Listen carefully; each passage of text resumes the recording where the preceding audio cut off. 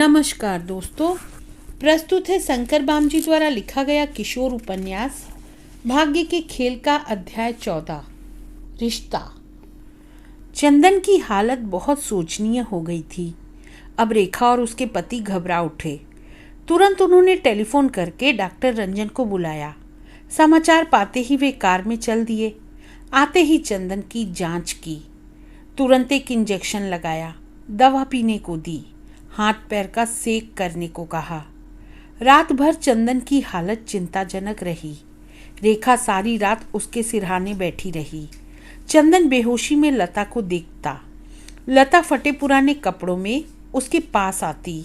उसकी नीली नीली आंखें आंसुओं से तर होती। चंदन बेहोशी में ही बड़बड़ाता, लता लता, रेखा दीदी ने मुझे बहुत मारा है। उन्हें अपने इस भाई पर तनिक भी दया ना आई। मैं अपना दुखड़ा बताने के लिए तेरे पास आया, लेकिन चौकीदार ने मुझे मार भगाया। उसने तनिक भी मेरी बात न सुनी। मुझे बारिश में लौटना पड़ा। मेरा बदन ठंड से ठिठुर गया। मैं नहीं जानता कि रेखा दीदी के घर फिर किस तरह आ पहुंचा, लेकिन रेखा दीदी मुझसे नाराज है। वह मेरी बात नहीं सुनेगी। रेखा अपराधी की बातें नीची गर्दन किए थी। मन ही मन वह पश्चाताप की आग में जल रही थी। सुबह होने पर डॉक्टर रंजन पुनः चंदन की जांच करने आए, लेकिन उसके स्वास्थ्य में तनिक भी फर्क न देख चिंता में पड़ गए। उन्होंने एक पर्चा लिखकर अस्पताल से कीमती इंजेक्शन मंगवाकर लगवाए।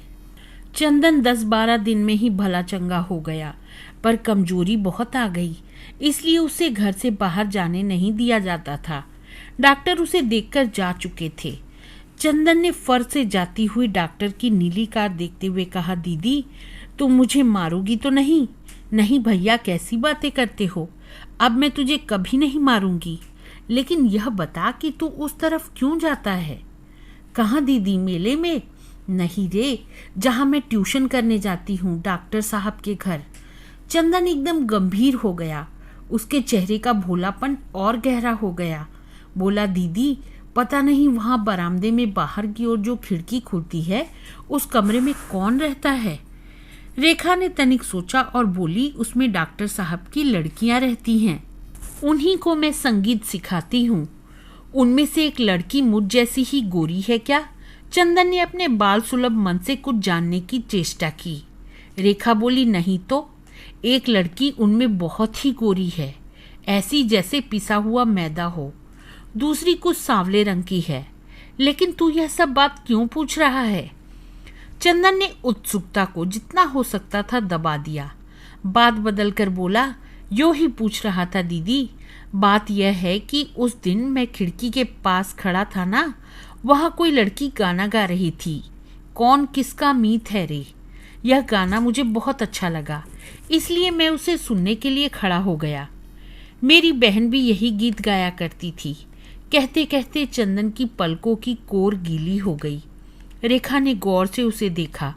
उसे बातों से दूर हटाने के लिए बोली, अच्छा तू अब सो जा, अभी तो बीमारी से उठा है, बहुत बातें करने से फिर बीमार पड़ जाएगा। अच्छा सो जाऊंगा, पहले एक बात बताओ, किसी दिन मुझे कार में घुमाने ले चलो ना। चंदन बोला, हाँ हाँ ठीक हो जा फिर ले चलूंगी। रेखा बोली, नहीं दीदी, बस में नहीं, डॉक्टर साहब की नीली कार में, वह कार बहुत अच्छी है। चंदन बोला। रेखा सिंह सुनकर हंस दी। बोली, तू तो पागल है, तू उनकी कार में कैसे बैठ सकेगा? हमारा उनका क्या मुकाबला। कहाँ राजा भोज, कहाँ गंगू तेली, और फिर वे जानते हैं कि तू हमारा। हाँ, रेखा की बात पूरी करने के लिए चंदन कह उठा, वे जानते हैं कि मैं तुम्हारा नौकर हूँ, लेकिन तुम जानती हो कि मैं तुम्हारा भाई हूँ। क्या तुम मुझे अपना भाई नहीं समझती? रेखा की आंखों में आंसू उमड़ आए थे। तो दोस्तों, यह था किशोर उपन्यास भाग्य के खेल का अध्याय 14। अब मिलती हूँ अगले अध्याय के साथ, तब तक के लिए अलविदा।